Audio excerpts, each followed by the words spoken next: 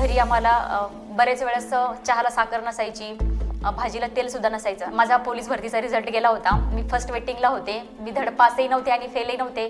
खूप वाईट वाटत होते। तेव्हाही मी रडले। गावातले लोक असे म्हणताय की पल्लवी पोलीस नाही होऊ शकली, पीएसआय काय होणार।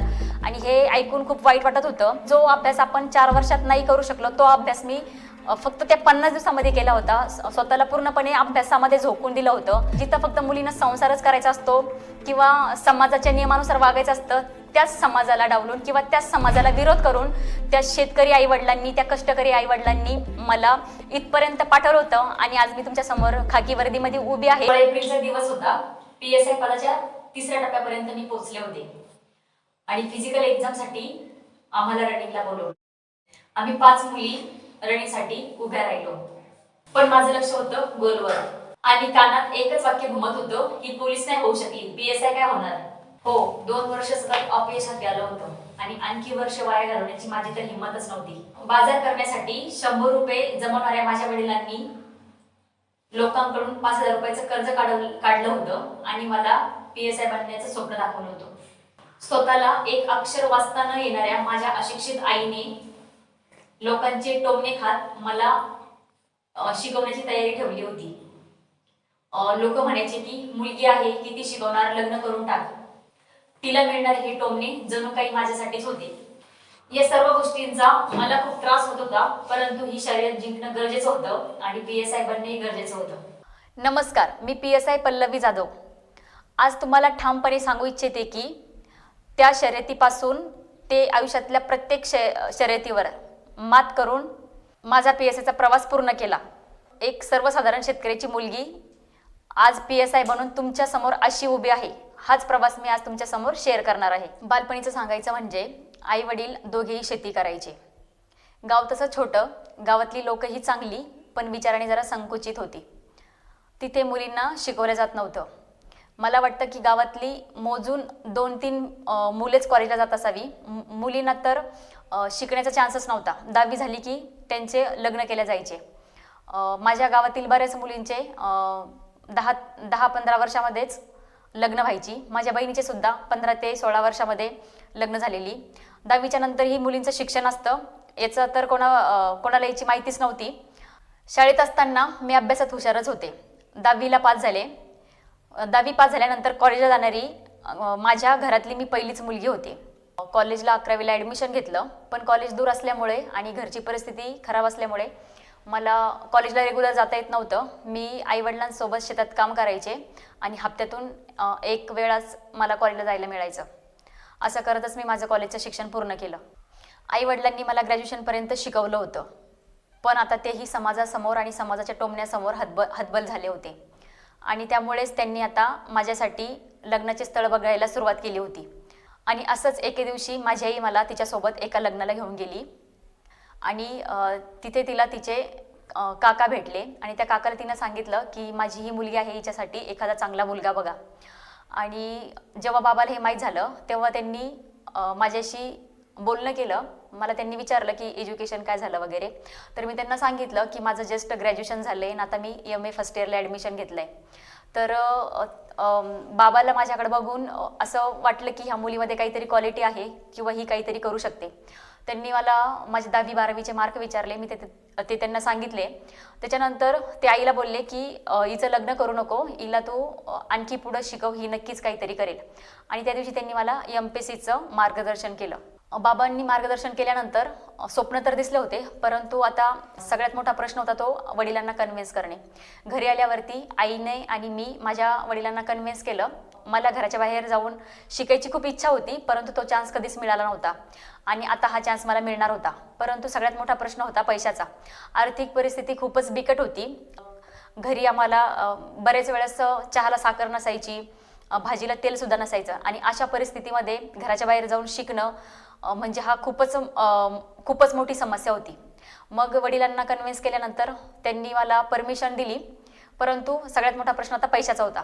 मग तेव्हाच आई वडिलांनी दोघांनी मिळून बचत गटाकडून 5000 रुपये व्याजाने काढले की जेणेकरून मला बाहेर पाठवता येईल शिक्षणासाठी। बचत गटाकडून पैसे मिळाल्यानंतर 5च दिवसात मी माझं गाव सोडलं आणि MPSCच्या अभ्यासासाठी बाहेर पडले। डोळ्यात स्वप्न घेऊन तर मी घराबाहेर पडले होते आणि तशीच मी औरंगाबादला आले. औरंगाबादला आल्यावरती डॉक्टर बाबासाहेब आंबेडकर मराठवाडा विद्यापीठ औरंगाबाद येथे मी MA ला ॲडमिशन घेतलं आणि MA ला ॲडमिशन घेतल्यावरती मला हॉस्टेलला राहण्याची सोय झाली.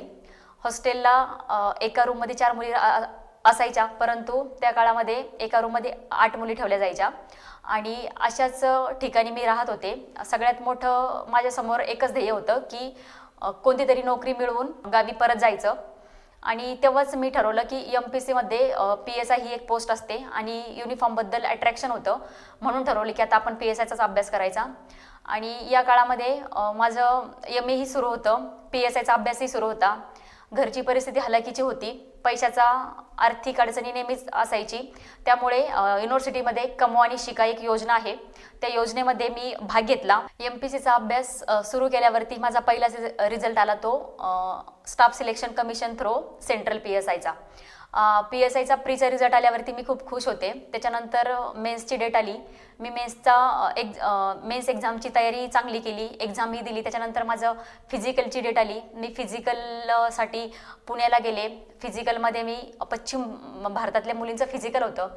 165 मुलीमधून आम्ही 5च मुली शेवटपर्यंत टिकलो किंवा क्वालिफाय झालो आणि त्याच्यानंतर मी वाट बघत होते ती माझ्या फायनल रिझल्टची. परंतु माझं दुर्दैव किंवा मी कुठेतरी कमी पडले असावी म्हणून माझा रिझल्ट तो 2 मार्कांनी गेला. त्या काळामध्ये मी खूप रडले किंवा मला पहिलंच ते अपयश होतं. आई वडील मला म्हटले की रडू नको, अपयश ही यशाची पहिली पायरी आहे, प्रयत्न करत राहा. माझे वडील मला दिवसातून 4 वेळा कॉल करायचे, कारण की त्यांना वाटायचं की मुलगी आपली रडतीये किंवा खचून जाईल किंवा स्वतःचं काहीतरी बरं वाईट करेल असं त्यांना वाटत होतं. परंतु मी काही त्यातली नव्हते. मला माहिती होतं की MPSCचा डोंगर सर करायचा म्हटल्यावर एवढं काही सोपं नाही आहे. माझ्यामध्ये प्रबळ इच्छाशक्ती होती आणि स्वप्नही माझं तेवढंच जोरदार होतं किंवा बळकट होतं आणि त्या दिशेने मी वाटचाल करत होते. माझी अशिक्षित आई, जी कधीही शाळेत गेली नाही, ती मला सांगायची की बेटा, की एक मुंगी जेव्हा दाणा घेऊन भिंतीवरती चढते तर ती बऱ्याच वेळेस खाली पडते, परंतु ती भिंतीवर चढायचं सोडत नाही. त्याचप्रमाणे तू ही खचून जाऊ नको, आज ना उद्या तुला सक्सेस मिळणारच आहे आणि याच्या पुढची परीक्षा तू दे, तू नक्कीच यशस्वी होशील. PSI परीक्षेमध्ये अपयश आल्यानंतर मी बरेच दिवस खचून गेले होते, परंतु असं वाटत होतं की आता घरातून बाहेर पडून 2 वर्ष झाली आहे. आपला आर्थिक खर्च आईवडील किती दिवस पेलवणार किंवा आईवडिलांनाही शेतामध्ये उन्हातान्हात कष्ट करावे लागायचे. माझी आई 100 रुपये रोजानी लोकांच्या शेतात कामाला जायची व ते पैसे साठवून ती मला पाठवायची. कुठेतरी मला खूप वाईट वाटायचं. असं वाटायचं की आपला कधी रिझल्ट येईल की जेणेकरून आपण स्वतःचा खर्च भागू किंवा आईवडिलांना आधार बनू. परंतु सध्याच्या काळामध्ये कोणत्याही एक्झाम नव्हत्या, म्हणूनच मी तेव्हा पोलीस भरतीची ॲड आली. मला असं वाटलं PSI तर आपण होणारच आहोत, पण तोपर्यंत आपण पोलीस भरती देऊ, जेणेकरून आपला आर्थिक प्रश्न सुटेल व आपण आईवडिलांनाही हातभार लावू. म्हणून मी पोलीस भरतीचा फॉर्म भरला आणि त्याची एक्झाम दिली. परंतु माझं बॅड लक असं की 132 मार्काला रिझल्ट क्लोज झाला आणि मला 131 मार्क पडले. म्हणजे एका मार्काने मी माझा पोलीस भरतीचा रिझल्ट गेला होता. मी फर्स्ट वेटिंगला होते. मी धड पासही नव्हते आणि फेलही नव्हते. खूप वाईट वाटत होते. तेव्हाही मी रडले आणि मला कुठून तरी असं ऐकायला येत होतं की गावातले लोक असे म्हणताय की पल्लवी पोलीस नाही होऊ शकली, PSI काय होणार. आणि हे ऐकून खूप वाईट वाटत होतं आणि तो रिझल्ट गेल्यावर मी थोडी रडले पण. परंतु पप्पा मला बोलले की तुला पोलीस व्हायचंच नाही आहे, तुला फक्त PSIचाच व्हायचं आहे आणि तू PSIचाच चांगला अभ्यास कर, आज ना उद्या तुला सक्सेस मिळेलच. आणि मग मीही तसंच ठरवलं की आता PSIचीच चांगली तयारी करायची. पोलीस भरतीचा रिझल्ट गेला होता आणि त्याच दरम्यान महाराष्ट्र PSIची प्री एक्झाम मी दिली होती आणि 7 ते 8 दिवसातच तो रिझल्ट लागला की मी PSI प्री पास झाले होते. दुसऱ्या दिवशीच डेट आली की अवघ्या 50 दिवसातच मुख्य परीक्षा सुद्धा आहे आणि या काळात सिलेबस खूप ब्रॉड होता आणि याच्या पहिले मी PSI मेन्सचा कधीच अभ्यास केला नव्हता. त्याच्यामुळं एक आव्हानच होतं माझ्यासमोर. 50 दिवसामध्ये मला 15 ते 20 विषय कव्हर करायचे होते. त्याच्यामध्ये IPC, CRPC, Indian evidence act, Mumbai police act असे बरेच सारे नवीन कायदे ॲड झाले होते. त्यामध्ये मराठी ग्रामर आणि इंग्लिश ग्रामरचा एक पेपर होता. त्यातल्या त्यात इंग्लिश ग्रामरचा तर प्रॉब्लेम सर्वांनाच असतो, तसा मलाही होता. पण मी तयारी करायची ठरवली होती, त्यानुसार इंग्लिश ग्रामरचा अभ्यासही करत होते. परंतु मला ठाऊक होतं की या 50 दिवसामध्ये आपण पाहिजे तेवढा वेळ इंग्लिशला नाही देऊ शकत, म्हणून मी मराठी ग्रामरचा चांगल्या पद्धतीने अभ्यास केला. सकाळचे 8 ते रात्रीचे 9 पर्यंत रीडिंग लॅबमध्ये बसणं, जेवण करायचं तिथं, झोपायचं तिथंच, अभ्यास करायचा तिथंच, असं माझं शेड्यूल होतं. या काळामध्ये मी बाकीच्या सगळ्या गोष्टी वर्ज केल्या होत्या. आंघोळीला खाडा झाला तरी चालेल, पण अभ्यास चुकला नाही पाहिजे हे माझ्यासमोर टार्गेट होतं. कारण की ही सगळ्यात मोठी माझी लढाई होती. कारण की परत या स्टेपपर्यंत मी येईल की नाही येईल याची मला गॅरंटी नव्हती किंवा तो चान्स मला मिळणार नव्हता. कारण की दडपण वाढत होतं, गावाकडून येऊन 2 वर्ष झाली होती आणि म्हणून मी खूप जोमाने अभ्यासाला लागले होते. या काळामध्ये मी अभ्यासाचं एक शेड्यूल तयार केलं होतं की कोणत्या विषयाला किती दिवस द्यायचे किंवा एक बुक आपण किती दिवसात वाचलं पाहिजे किंवा एका तासामध्ये आपण किती पेज वाचले पाहिजे, अशी मी सर्व तयारी केली होती किंवा असा एक चार्ट बनवून ठेवला होता आणि त्यानुसार मी अभ्यासाला लागले होते. माझं हे 50 दिवसाचा कालावधी जो होता की मी जो अभ्यास आपण 4 वर्षात नाही करू शकलो तो अभ्यास मी फक्त त्या 50 दिवसामध्ये केला होता. स्वतःला पूर्णपणे अभ्यासामध्ये झोकून दिलं होतं. असं वाटत होते की हा आपला शेवटचा चान्स आहे आणि आपल्याला करायचंच आहे, याशिवाय पर्याय नाही, हे समजूनच मी या सगळ्या गोष्टी करत होते. आणि असाच तो दिवस उजाडला. मुख्य परीक्षेला मी गेले. भीती तर वाटत होती, पण म्हटलं बघू, MPSC काही होऊ शकतं, फेल हो किंवा पास हो. आणि आता मी मेन्सच्या रिझल्टची वाट बघत होते. आणि झालं की 1.5 ते 2 महिन्यामध्ये काळ गेला. मी ग्राउंडची तयारी सुरू केली होती. कारण की फिजिकल टफ असणं किंवा फिजिकल फिट असणं ही महत्त्वाचं होतं. फिजिकल एक्झाम ही तेवढीच महत्त्वाची होती, म्हणून त्याची तयारी सुरू केली होती. आणि असंच एक दिवस मेन्सचा रिझल्ट लागला. मेन्सचा रिझल्ट लागल्यावरती मी चांगल्या मार्काने मेन्स पास झाले होते. 7 ते 10 मार्काची मला लीड होती. आणि आता मला एक खात्री आली होती की मी यशाचा दुसरा टप्पा तर पार केला आहे आणि आता मला तिसऱ्या टप्प्याला पोचायचं आहे. आणि तो मी 100% तिथपर्यंत मी जाणारच होते. कारण की शेतकऱ्याची मुलगी असल्यामुळं किंवा शेतामध्ये काम केल्यामुळं माझा फिजिकल फिटनेस एवढा भारी झाला होता की जे ग्राउंड शिकायला लोकांना 1 वर्ष लागतं, जी रनिंग शिकायला लोकांना 1-2 वर्ष लागतात, ती रनिंग किंवा तो स्टॅमिना माझ्यामध्ये 1 महिन्यामध्ये मी तो डेव्हलप केला होता. म्हणजे शेतकऱ्याची मुलगी असण्याचा हा फायदा मला इथं झाला होता किंवा शेतामध्ये काम केल्याचा किंवा कष्ट केल्याचा त्या मेहनतीचा फायदा मला इथं झाला होता. आणि जेव्हा माझा मेन्सचा रिझल्ट लागला त्याच्या दुसऱ्या दिवशी डिक्लेअर झालं की 16 दिवसांनी तुमचा फिजिकल एक्झाम आहे म्हणून. आणि थोडी भीती वाटत होती, थोडं दडपण आलं होतं, पण मला माहिती होतं की फिजिकल एक्झाम माझ्यासाठी काही हार्ड नाही, मी ते इझी करू शकते. मेन्सचा रिझल्ट लागला होता. आता फक्त 16व्या दिवशी फिजिकल होतं आणि त्यानुसार मी तयारी सुरू केली होती. तसं ग्राउंड तर माझं होतंच चांगलं, पण तरी पण म्हटलं आपण एक्स्ट्रा प्रॅक्टिस केलेली कधीही चांगलं. आणि तो दिवस उजाडला. 16 मार्चला मी ग्राउंडवरती पोचले. ग्राउंडवरती पोचल्यावर आमचा पहिलाच इव्हेंट होता 200 मीटर. 200 मीटर रनिंग मला 35 सेकंदात पूर्ण करायची होती.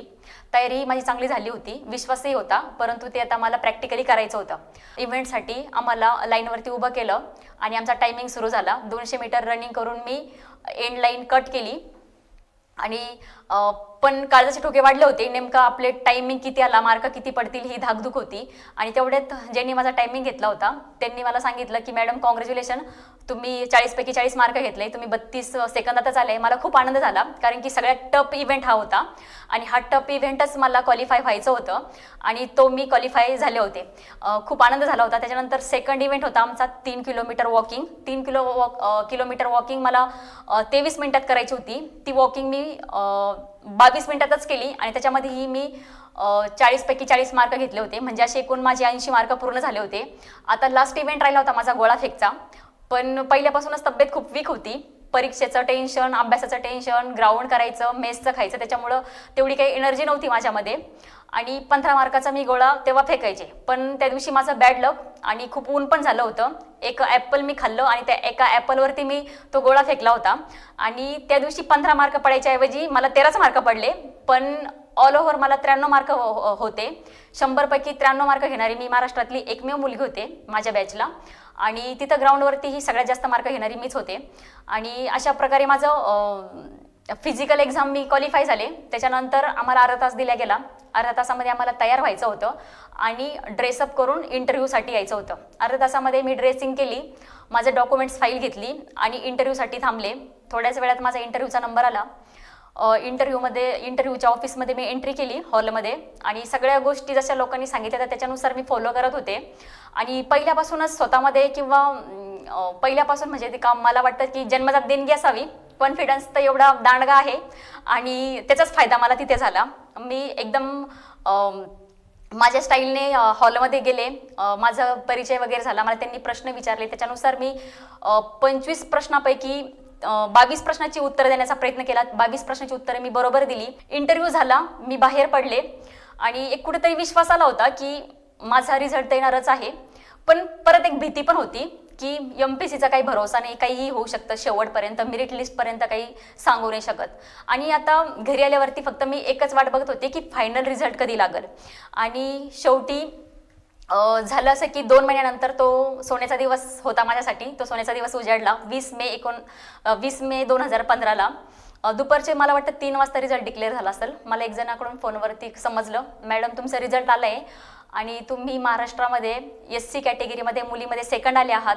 आणि मला ऐकून थोडा धक्का बसला आणि थोडं मला असं वाटलं कोणीतरी मजा पण घेत असन आपली, कारण की जोपर्यंत स्वतः आपण बघणार नाही तोपर्यंत विश्वासच नव्हता. म्हणून मी सगळ्यात पहिले नेटवरती गेले. तेव्हा काही अँड्रॉइड फोन नव्हते, छोटा नोकियाचा फोन वापरायचे मी सगळ्यात पहिले नेटवरती गेले. नेटवरती चेक केलं तर खरंच मी PSI झाले होते. आणि फक्त PSIच नव्हते झाले तर मी मेरिटमध्ये आले होते. 160ला कट ऑफ होता आणि मी 195 मार्क घेतले होते. खूप आनंद झाला होता की 4 वर्षाची मेहनत माझी फळाला आली होती. माझ्या आईवडिलांचं स्वप्न मी पूर्ण केलं होतं. आणि तेवढ्याच काळात मी लगेच पप्पाला फोन केला आणि त्यांना सांगितलं की म्हटलं पप्पा, आज तुमची मुलगी फुल अँड फायनल PSI झाली आहे. तुम्हाला काय गोंधळ करायचा आहे, काय धिंगाणा करायचा आहे किंवा काय तुम्हाला एन्जॉय करायचं आहे किंवा काय लोकांना सांगायचं आहे पटवून ते सगळं सांगा. कारण की बऱ्याच वेळेस प्रीचा रिझल्ट यायचा, मेन्सचा येत नव्हता वगैरे असं अडचणी येत असतात.